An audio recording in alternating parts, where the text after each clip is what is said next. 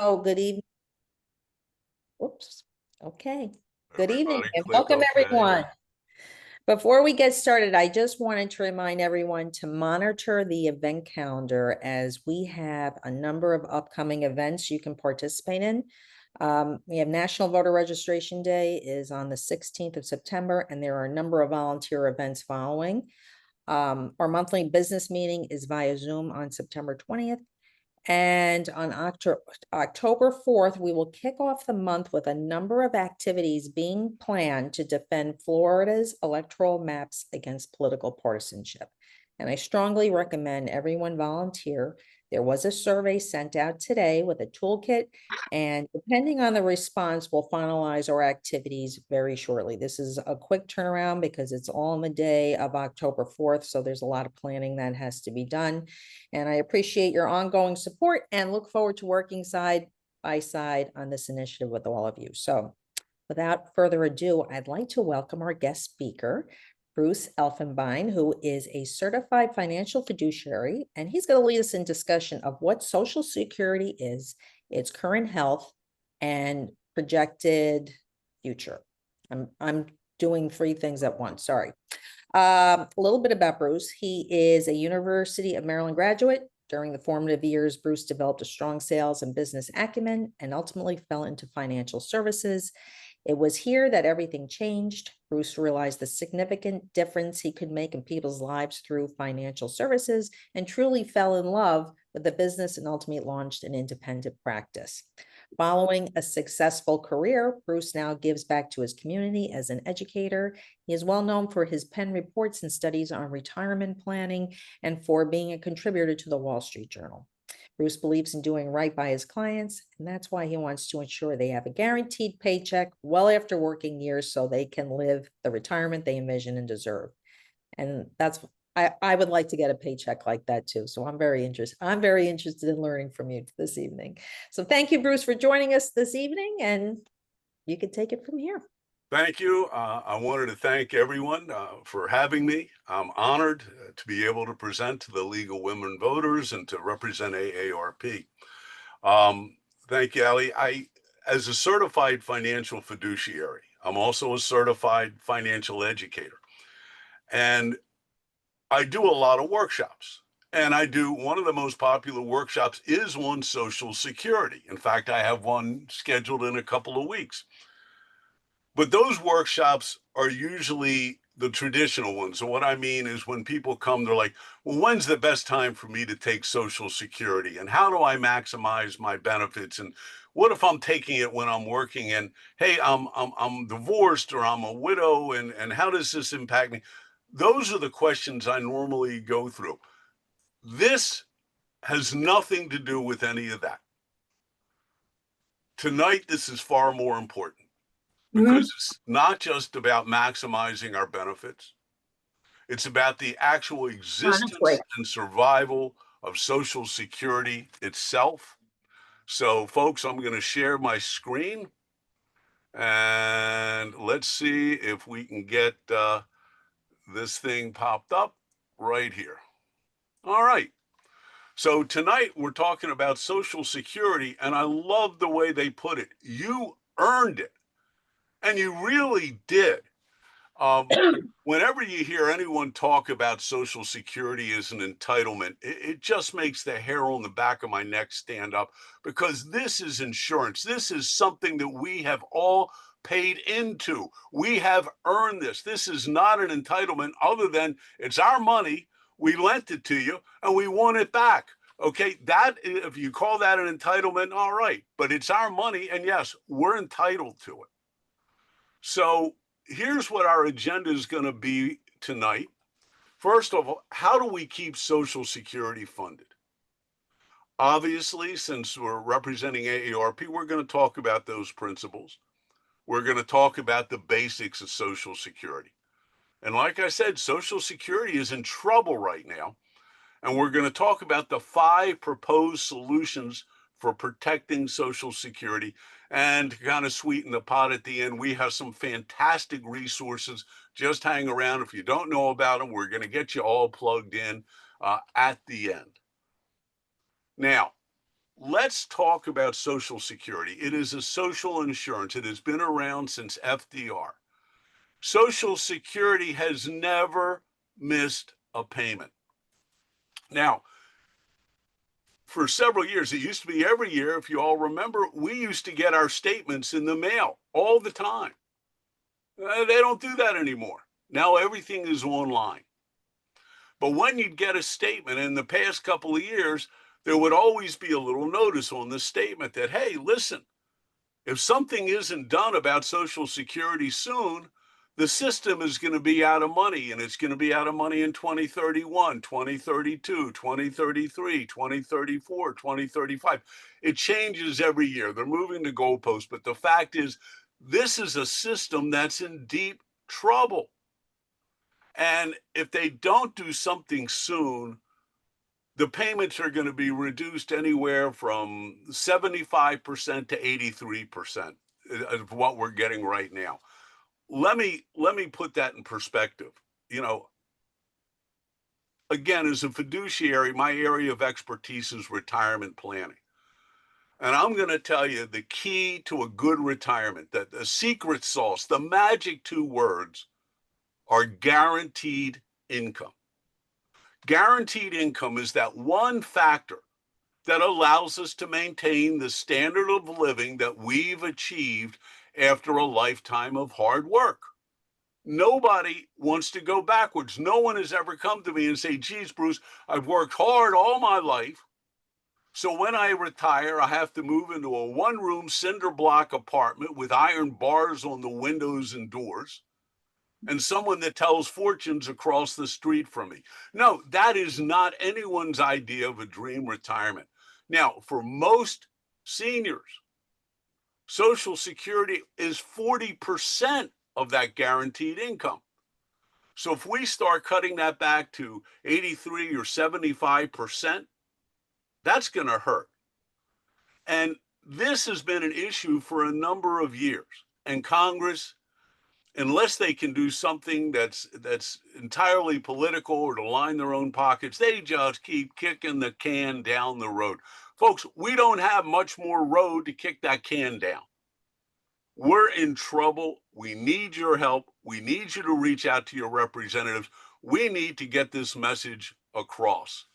Now, part of this is the changing and challenging demographics.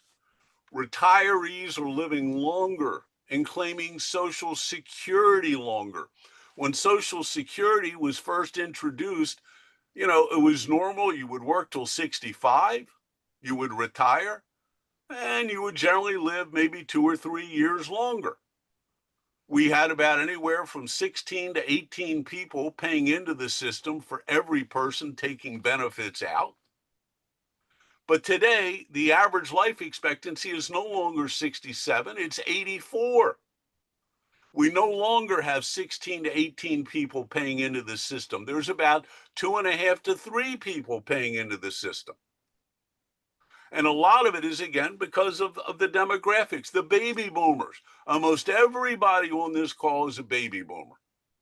We were the largest generation. And now that largest generation is aged out to the point where we're not putting in, we're taking out. And the system cannot afford that. Now, it's still not too late for Social Security to be stabilized. But once again, folks, we need help. I want to take a minute here, by the way. Listen, I know you folks are here for me to talk about this, but listen, anything you have to say, I want this to be a discussion. If you have any questions, you can ask your questions. You can raise your hand. You can put it in the chat. We want this to be interactive. So here's the AARP principles for protecting Social Security. We believe that Social Security should have long-term solvency. It needs to keep providing a stable foundation for retirement. It needs to keep protecting those people most in need, not just retirees, but the people that are disabled as well.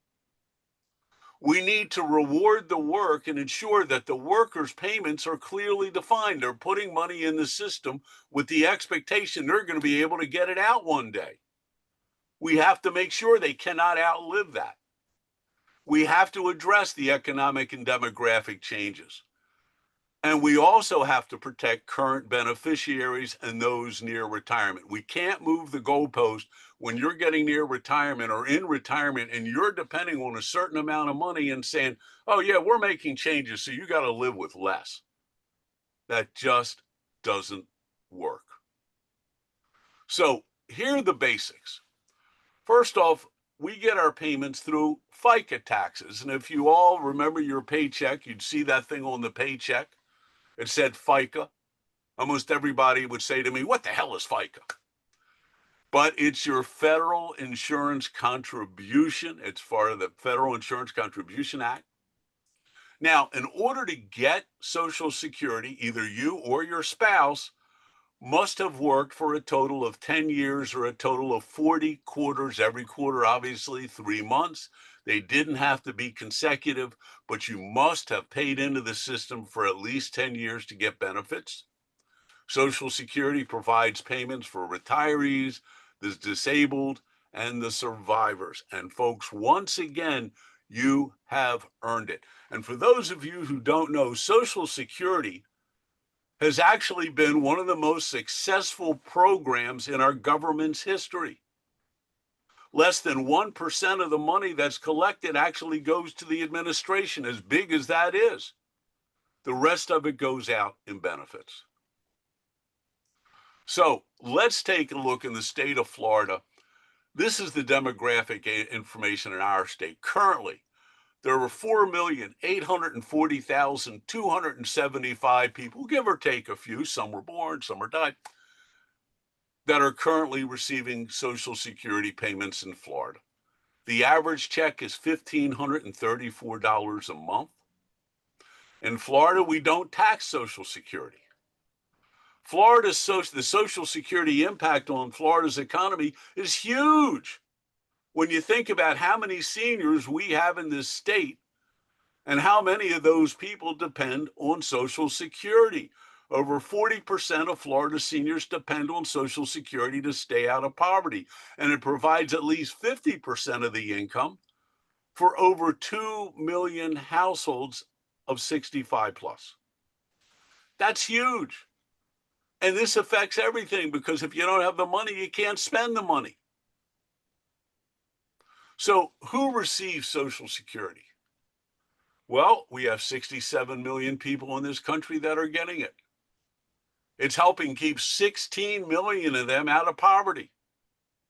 It provides at least 50% of the income for more than half of the 65 plus aged households. And it's, for most Americans, the only inflation protected income that we have. A lot of folks have income coming in. It may not be gauged to inflation.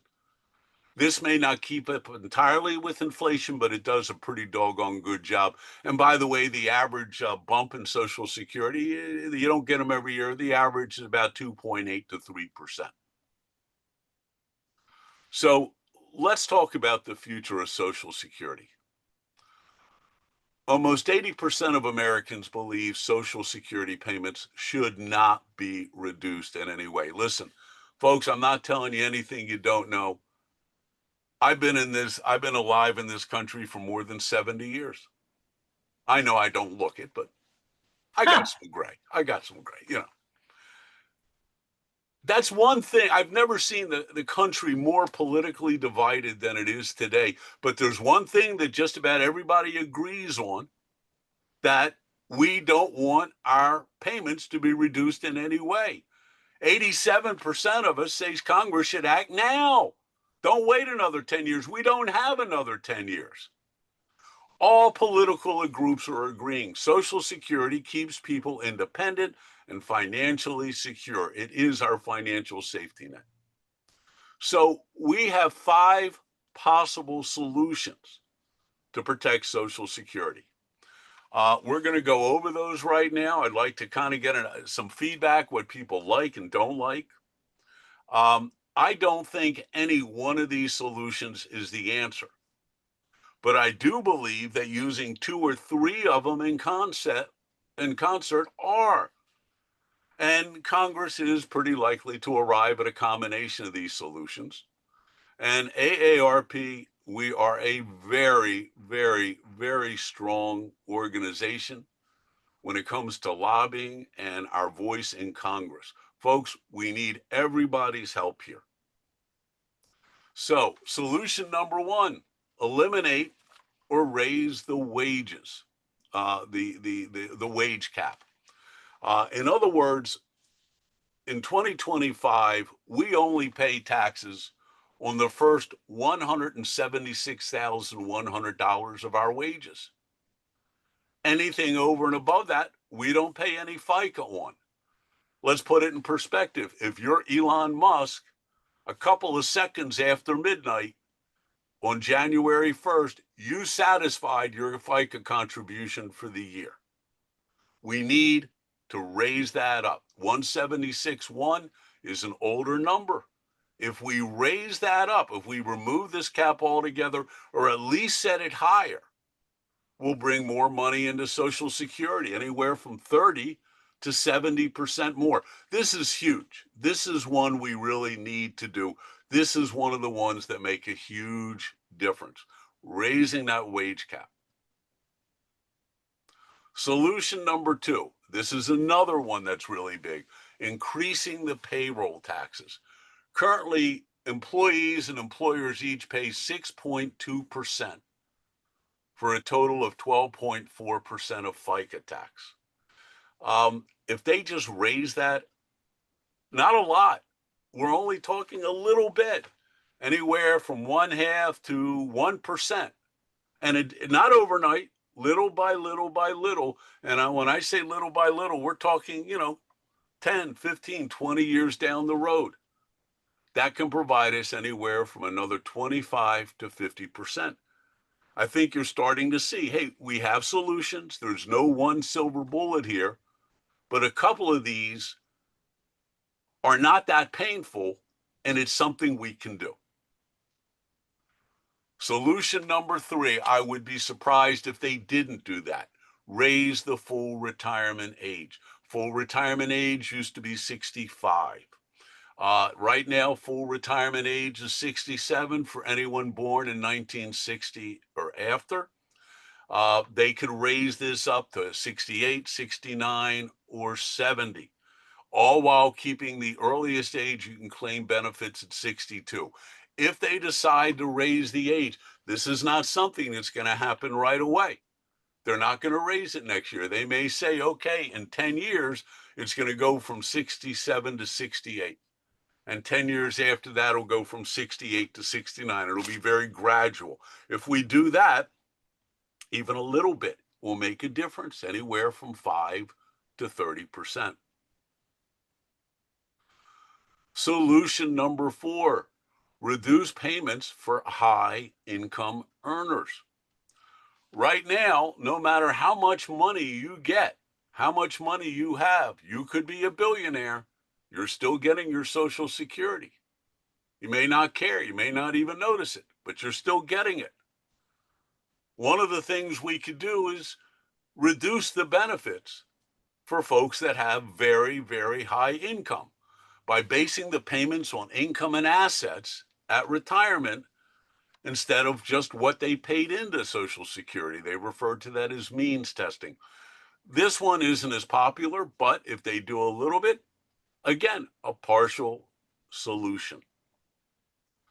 And solution number five, we're not real crazy about this one, which is use other funding. And by that means to go in. They just wanted to extend my auto warranty. Isn't that what got us in trouble with Social Security? Them taking money out of the pot? That's exactly what they did. They've been going in there and taking it out and taking it out. And now we're saying, hey, paybacks could be tough. We need to go into the Treasury and take it out.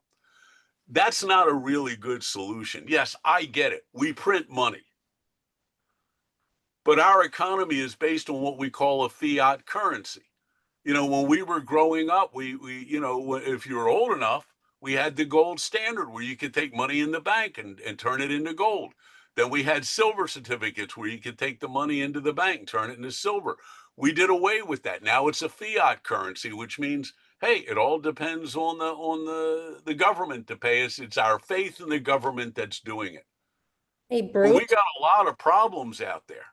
Bruce, can I stop you for a minute? Gloria has a question. Sure, I'm ready. I want to disagree with you on that, Linda and Bruce. And when we were not spending everything, we were putting money into the treasury. They were borrowing from the Social Security Fund. How Right. they used that money that they borrowed from the Social Security Fund had nothing to do with Social Security. If they spent it Absolutely. on bombs for Iraq or whatever, that was a choice. Now we're in the position that we're having to take some of that money back. So Right. all of that I can't remember the number. It's a very large trust fund. That's what we're digging into now. Right. So it's not that they're stealing from us. We are loaning the money because this is the safest vehicle of any kind of system.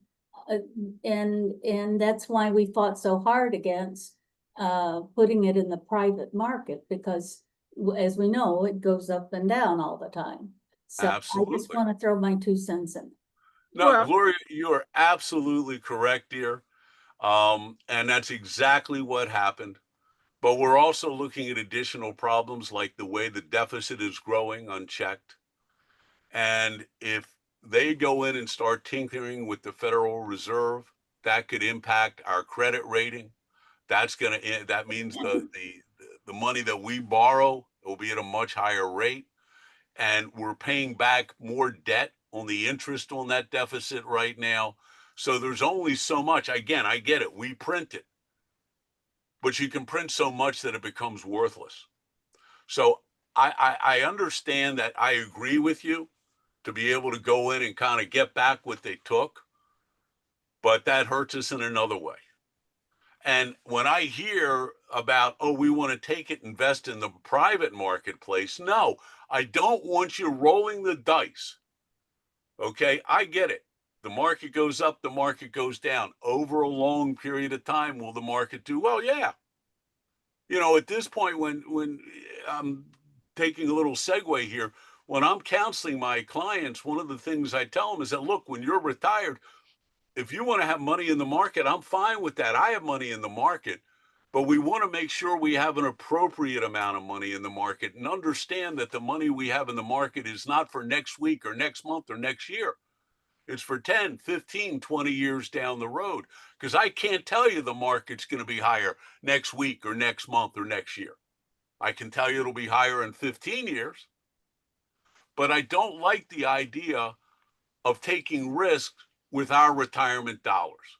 That is not what Social Security was designed to do. So they look at it as a backstop. They say, well, if worse comes to worse, that's what we could do. But folks, that's really, really, really a bad solution. We have other solutions that if Congress can act and adopt some of these partial solutions, they can do it without too much pain. And we need everyone on this call. We need your help. You hear everyone say, call your congressman, call your senator, let them know. I'm going to tell you, call your congressman, call your senator, let them know there are solutions out there, but don't fool around with it any longer. We got to fix this. If I'm not mistaken, we're going to have a discussion. Okay. Well, let me back that up for a second. Do we have any questions? Do we have any discussion? Do we have any feedback from what we've floated out there? I do not see anything in the chat at this time. Nobody's raising their hand. That means So you're very thorough. I think I just went through it so fast, and I wanted to make sure that, before the wine kicks in. All right. But I did promise. I always keep promise. Folks, I did promise. We have some great resources. First off, there's the Council for Economic Education, the American Academy of Actuaries. By the way, they have great ideas. The ideas, a lot that we shared with you here today, came from them. And as always, AARP will always be there to protect your Social Security. And if you haven't been there, go to aarp.org/protect Social Security. We have some fantastic resources there for you. There's a lot of great resources, not just on Social Security. Hey, Bruce, I see Denise Elliott has her hand up. Sure. How can we help Hi. you, Denise? Hi, my question is if you've done any research or have any insight into the support for the various solutions that you presented. I mean, has Congress discussed any of it, or have you seen surveys that say people prefer this one over that one? No. No. I mean, we have solutions. The solutions that you see have actually been floated for the last 20 years. And some things pick up a little bit of steam, some things die off. But as always, Congress does what they do real well, which is kick the can down the road. So there are a couple of them there. If you have some that you like, call your congressman, say, look, I think this is a good solution. Why are we not doing this? Ronnie, I see you have a question. Hi, I do. Thank you very much. I have two questions. I don't remember when it was that there was a fix done some maybe 20 years ago. I don't remember who was the president then.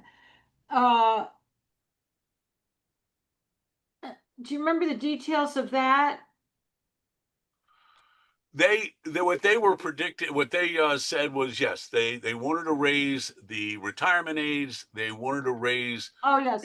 the FICA a little bit.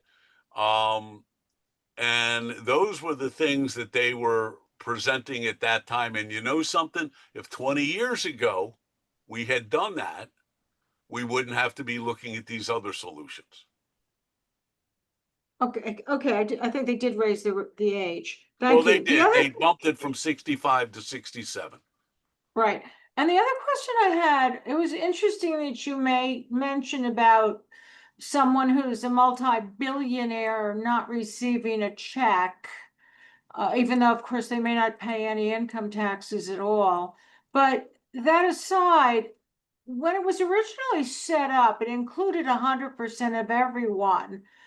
And I always got the impression that that would help it stay more popular, since everyone got Social Security who worked and put into it, no matter what their economic I agree. strategy. No, So I agree with you. And I'm not saying that anyone should not get a check, but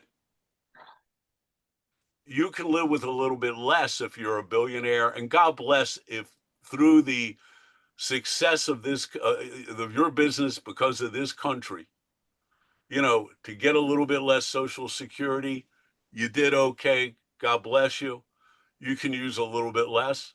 I don't have a problem with that, but no, I wouldn't. I agree. No, we don't eliminate checks. I don't care if you are a billionaire. You can always use it to, you know, buy a bottle of wine, get a six pack, go out to dinner, or, you know, go to McDonald's. It might be enough for that. thank you. Any other victims? You had a crystal ball. What do you Me? think? Yes, you. What do you think's going to happen? What do I think is going to happen? I think Congress is finally going to have to do something. They really have their backs up against the wall. Mhm.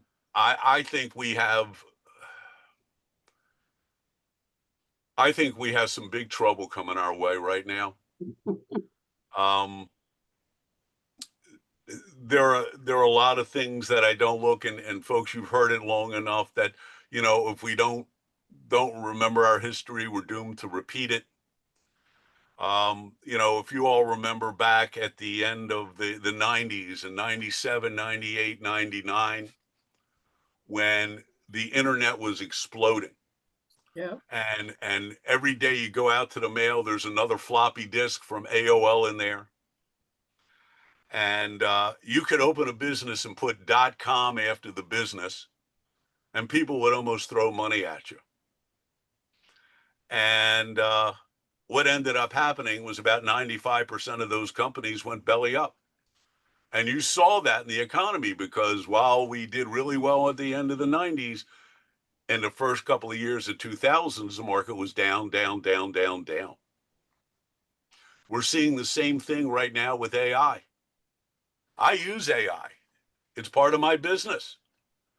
But it's gotten to the crazy point where people are opening up companies and they're throwing money at AI. Oh, it's AI, you know, the FOMO, the fear of missing out. I think that's going to be a triggering event. I think that we're doing things that are economically unsound right now. And I think once things start, it's going to be a domino effect. So Social Security was going to have a bigger part in people's lives, because again, it's when you're in retirement, it's all about guaranteed income. And once again, Social Security for the average retiree is 40% of that income. And in bad times, we need that guaranteed income. Well, I'm sorry, I got a little, I had to editorialize a little bit, but, somebody asked the crystal ball, that's right. and I'm going to give a shameless plug.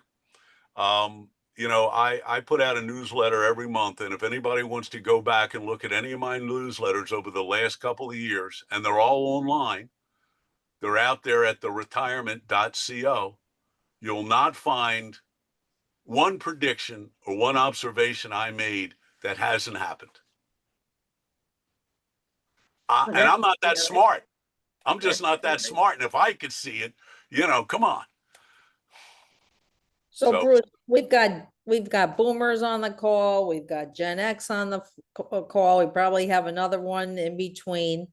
What's the balance? Like, one size doesn't fit all generationally, because we're all in different places at this point. Is there any kind of recommendation that you would make for? yes, Go ahead. Thank you. absolutely. For those of you who are younger or still in the workforce, don't miss out on letting compound interest in time build your money. I'm not saying don't invest, go ahead and invest, but take advantage. Let it grow. Let it do its thing. For those of us that were retired, we have to take a look at our assets and leverage them to the maximum. And there are ways to do it out there. There are things we can do to make sure that our money covers what we need. It'll grow and last longer. I do it for a living. I'm just telling you, there's a way. I was fortunate. One of the folks I was working with today, he's an attorney ready to retire. He works for the federal government, and he says, look, and he works for the Consumer Protection Bureau. So he's like, I don't even know how much longer it'll be here. But he did very well. So when he retires, between him and his wife, they both have government pensions. They both have Social Security. They have good assets. Guaranteed income is not a problem for them. Most of the people that come to me say, all right, this is what I have coming in, Social Security. I don't have a government pension. And here's what I spend every month. And there's a gap. And then it's use the assets to leverage it to close that gap. So what I will tell you is this. There's real good advice out there. We all know, we're all familiar with Warren Buffett. And if you know Warren Buffett's first two rules of investing, rule number one, don't lose money, right? Rule number two, never forget rule number one. There are a few of us that have been around long enough to remember before Warren Buffett, the guy that was Warren Buffett before Warren Buffett was a fellow by the name of Bernard Baruch. And Bernard Baruch was famous for saying, in this country, one can get rich just by not losing money. And they were both right. They figured out a long time ago, look, we don't have to have a home run every time. We don't need to make outsized gains. What we need are good, steady gains, and don't lose money. There are ways to do it. You can do your research. If anybody wants to call me, I'll point you in the right direction. Again, I'm a certified financial fiduciary. I'm always going to help. But don't lose money.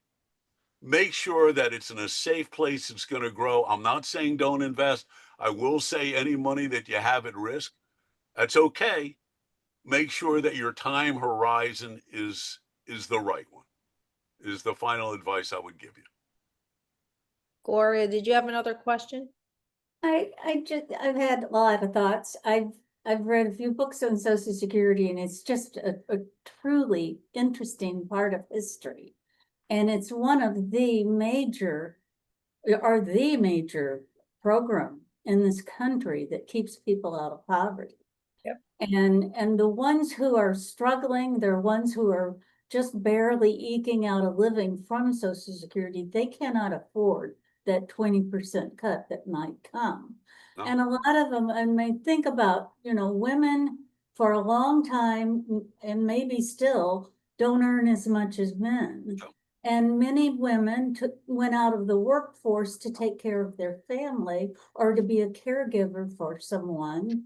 And they didn't work for many years. And if you don't work for the full 35 years, it's a lesser amount that you're going to draw when you start. But the demographics are no different than the rest of the world. I mean, this is an aging world.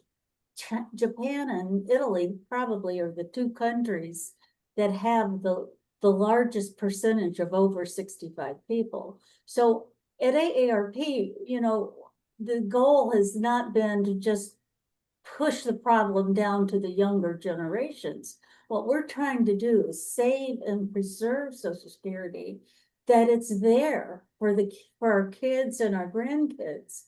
And it's such an integral part of this country that we really need to get the word out. And AARP, I think, does a good job. I mean, they have lobbyists in Washington that are on, they're there all the time, and they know if a bill is going to be introduced that's going to be harmful, they're fighting it.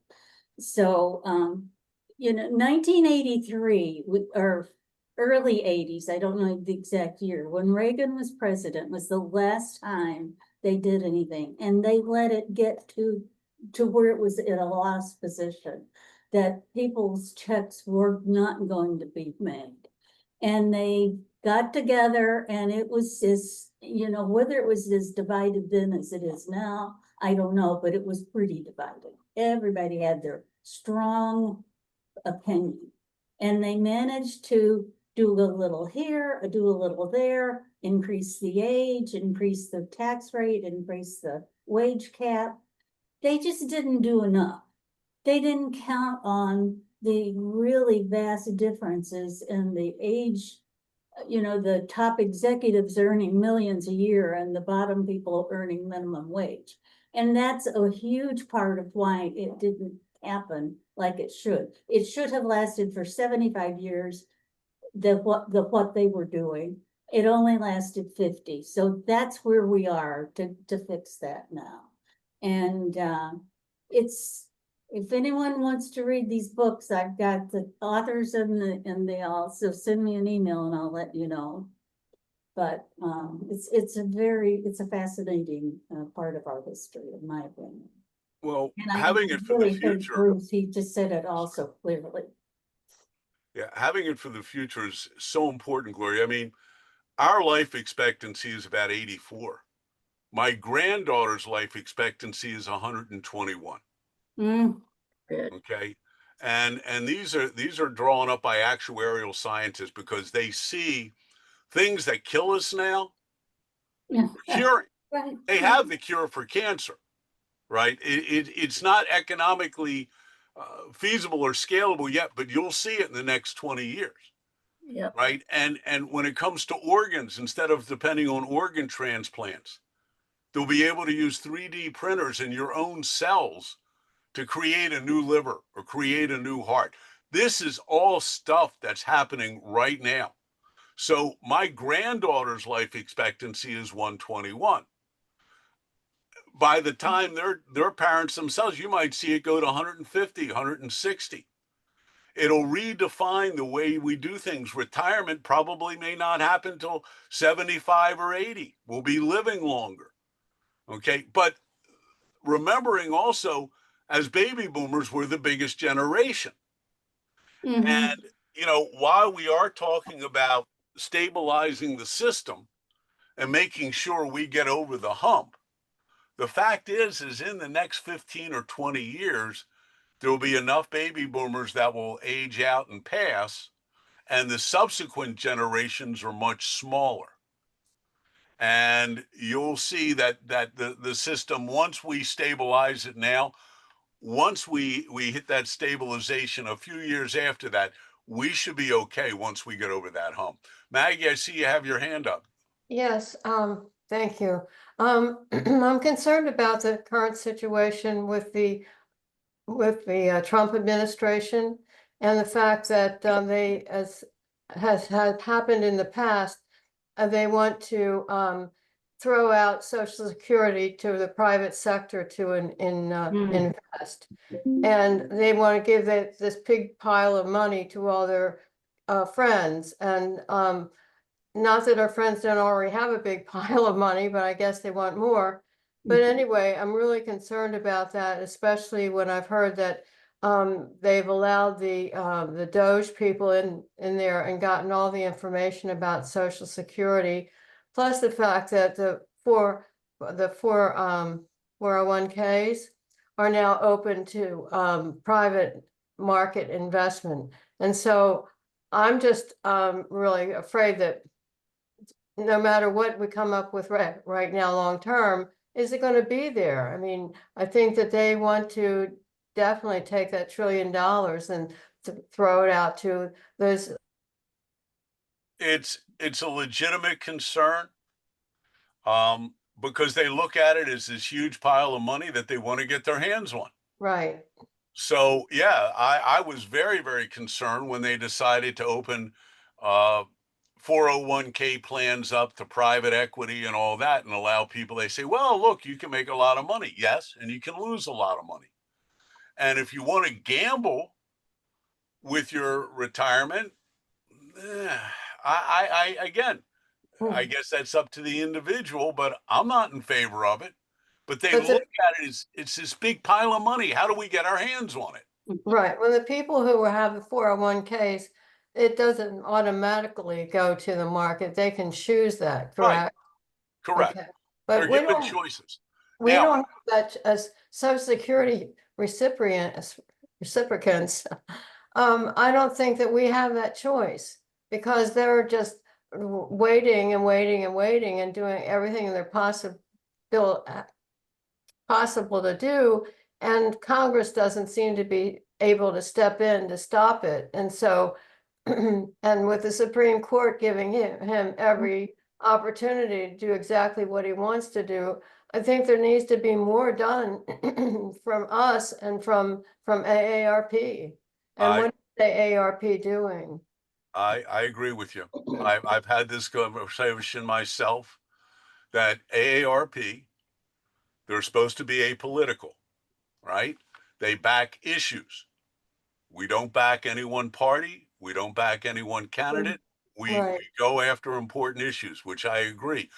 But your observation is correct in that it seems to be one party is the one that's creating things that are generating issues that AARP would oppose. So, folks, we have to let democracy do its thing. They have to hear from us. We have a very loud voice. And one thing politicians are very good at is serving themselves and self-preservation. And there is no stronger or larger block than seniors, because we vote. So you got to let your voice be heard. But I'm not really certain that all of us seniors are aware of what's going on. Oh, well, there you go. There's part of the problem. And let me throw this out also, Maggie, and correct me if I'm wrong, but people who are elected to Congress don't worry about Social Security because they've got their income, their salaries for the rest of their lives. Right. Right. So, you know, they're not going to be dependent on Social Security to the same degree that, say, I am or you are. Right. Yeah, exactly. So And I hope that, AARP is on the job. You know, I'm sure they are, but I hope that they're up there every day talking to those people and getting, you know, making sure that they know. we are, and we can use your support. Yeah. Well, I'm sending money, Senator, I'm call your sending money, and congressman. I'm talking and I'm sending stuff, so, you know, it's like everybody needs to be in the position. Yep. Yeah, they're tired of hearing from me, but, my representative agrees with what I got to say. So they don't mind my call. It's the ones that don't agree with what I say that don't like my calls. But that's okay. Yes. They need that support, knowing that their constituents agree with them. Absolutely. I agree Yeah. with that as well. Do we have any more questions, or does everybody want to go have another glass of wine? I need the whole bottle. All right. Now it's a party. I do not see any questions. I don't see anything else in the chat. Any other comments? Mhm. I'm going to stop the share. So we're back. Back. All right. Any more questions, everybody? It's a very good discussion. I think everybody learned a lot.